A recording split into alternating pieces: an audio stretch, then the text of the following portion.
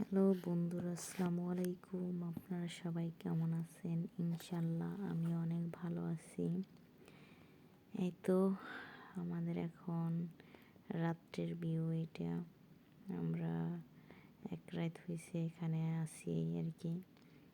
এই তো রাত্রের ভিউ, আমার ফ্রেন্ডের বেড, তারপর আমার বেড, এখানে আমরা এখানে আছি। তারপরের দিন সকালে আমার ফ্রেন্ডকে অপারেশন থিয়েটারে নিয়ে গেছে, আমি এখানে ওয়েটিং এরিয়াতে আছি।